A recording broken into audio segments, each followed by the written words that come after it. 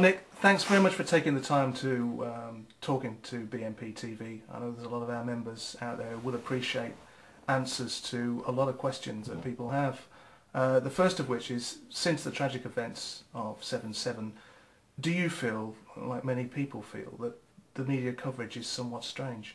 There's quite a few odd things going on with the media coverage. It's no surprise.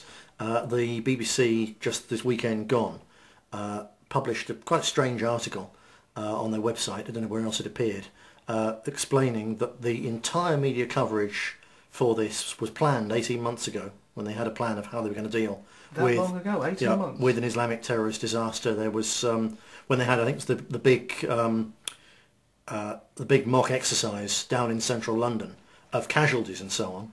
As well as doing that, it comes out now that they also rolled that on and worked out how they were going to break the news to the public, what they were going to do to keep things calm. Because obviously they know there's a tremendous potential for inter-ethnic, inter-religious violence and mayhem arising from this. So the whole thing was choreographed. The Sunday Times, about 4 weeks ago, ran a story about how as part of the government's plans, this was before the attacks, part of their plans for a serious attack was to downplay casualty figures, to drip things out little by little. Do you think that's why they've kept it down to 55 when we know, or have been told recently, that there's another 20 people perhaps trapped in King's Cross? Well, certainly it's strange, isn't it? Because the figures were approaching 50, and then there have been several deaths of people in hospital. So that's where it comes to 55 or 56. But while they were approaching 50, they kept on telling us for several days that, there's 20, 25 bodies in the tunnel at King's Cross and they can't get them out yet. And yet in the last couple of days, certainly news as of today, so on the Monday, the last couple of days they've been talking about 55 casualties, and they've completely forgotten about the people who were supposed to be in the tunnel. Now either they've got them all out and they've found that the casualties weren't as bad as first thought. So you'd think, well, they tell people that it's some good news. At least at last a piece of good news out of this. Not quite as many dead as they expected. Or they are still there, or they've got them out, but because they haven't bluntly put the bits back together to work out how many bodies they've got, they're keeping it quiet, but they're using it as a way. They keep on talking about 55 confirmed dead. So they're definitely using it as a way to massage the figures. Yeah. What about these reports initially, and quite believable reports, that there was a suicide bomber shot dead outside Canary Wharf? Yep. We had, on the afternoon of the Thursday, one of our people had a call from a very close friend who has a very close relative who works in Barclays Bank building down at Canary Wharf, and hundreds of people there have been told, stay inside, get away from the windows, pull down the blinds, and have been told there's a suicide bomber been shot dead just outside. The same story was picked up and run in a newspaper in New Zealand, saying that outside, it was HSBC, the building there, a suicide bomber had been shot dead. One of our people has, again, a very close friend. So they're all one person removed from a direct eyewitness account. This is the problem. But one of our people has a very close friend who was working as a foreman on one of the building sites there, and they were actually evacuated, and they were told that 2 suicide bombers had been shot dead there. Really? So you have to wonder whether the spin extends to this kind of thing. You've got to ask, well, once they admitted it was suicide bombers, because the first few days, bear in mind, although apparently the police it now comes out, immediately concluded they probably were dealing with suicide bombers.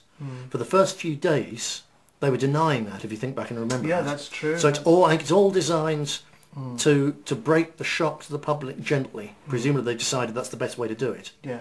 This media reference to the mass murderers, in effect, the people that did this, as fun-loving, cricket-loving, kind of good family members. Do you think there's something strange about that, and would it have been different, for instance, if we were dealing with white Christian bombers? Well, sure. If you say, look at the David Copeland, the Soho nail bomber, there was nothing said about, he was a nice boy who once had a bunny rabbit or something like that. He's a crazed psychopath. So yes, it is different. He was a crazed psychopath by one category. So are these people. But I think again, this coverage will have been influenced by this plan that they had worked out before, and the BBC said that they were when they were planning how they would break this to the public and massage what the public are going to think and do about it, they were planning 18 months ago to stress the fact that Muslims are different. There's different kinds of Muslims. Yeah. And there's the fun-loving, cricket-loving ones who live next door, and there's the bad ones with long beards, and they blow things up.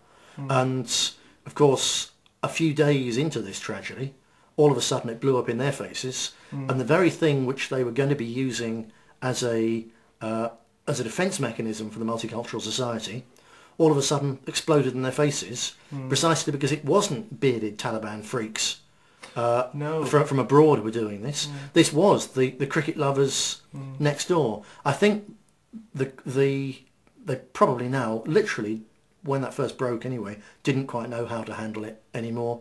So I think the truth has broken through. Yeah. And it is, let's face it, it is just shock, isn't it? It's shock for almost everyone except us who've been warning for a long time. Look, there's a fundamental problem between this religion and many of its followers and the West and our values. For anyone, and we've been accused of being extremists and trying to cause hatred for saying those things, for anyone who didn't understand what we were saying before, there's been a huge shock in the last few days. I think you're right. And some of it's just confusion. How can a fun-loving boy who, plays cricket and all the rest of it, how could he do this? The answer, quite simply, is, well, because that's what some of these people do, because that's what interpretation of their religion tells them to do. Yeah. Do you think the way in which the media have portrayed this, seemingly more concerned with community cohesion rather than actually reflecting the truth, do you think that discredits media organisations like the BBC? And do you think the way that they're promoting this expected white backlash, what's going on there? I certainly think that, well, the BBC in particular, but the whole multicultural propaganda of the establishment is now heavily discredited. When they say, well, look at all the wonders of multiculturalism and diversity, well, on the plus side, they usually come up with better footballers and chicken tikka masala. And now on the negative side, in addition to gang rapes and drug problems and so on, you've also got homegrown suicide bombers. And so their whole diversity is wonderful tale is, I think, forever discredited in the eyes of ordinary people now. So that's changed things. The BBC in particular is discredited in the public mind. I think at least they'll tend to forget it. But at present, for the fact that they refuse to call them terrorists. Yeah. They've realised, that, I think that was a big mistake, wasn't it? That I think was a big mistake, and it really summed up to people, or should have done, how bad the BBC is. What was there was a second point to your question there. I think talking about the white backlash, we've heard this so much. The way they're building it up. Yeah. Again, I'm sure that they will have decided how are we going to handle this? We know it's going to happen. When it happens, what are we going to do about it? Well, looking at it from their point of view, they've got Muslims, and they want to say they're Muslim extremists. Yeah. This isn't part of their mainstream religion. It's a tiny little bunch of fanatics, so don't judge the others by them, and it doesn't affect multiculturalism and how wonderful it is. That's what they want to get across, to do that. And to get that across, they've got to be able to say, look, they're extremists. The best way to do that is to find some white extremists to try and balance it for various reasons, not least that when they then start to have to get tough with Muslim extremists, there should be some white extremists they can get tough with as well. The fact that the white extremists have merely warned about this problem and publish newspapers and distribute leaflets and have a website, whereas the Muslim extremists blow people to pieces, they're not actually, they can't be equated. No, they but can't, in propaganda terms, there is an equation there. So they wanted to, I'm sure that they planned, after a few days, we'll take advantage of, there will be some backlash inevitably. There was, it's nothing to do with the BNP or anybody. There was a backlash against Germans in the First World War. The German shops in the East End of London were attacked. It's just the public are angry. They want to attack the enemy, and that's what happens. So they will have known there's going to be some backlash. And so they can then, by starting after a few days to concentrate on that backlash, at least to some extent, it implies there's good and bad in both communities. Well, then it's reminding people that there's good in the Muslim community. So, don't worry about multiculturalism. If we can only defeat the little group of extremists, it'll all be okay in the end, which of course it won't be.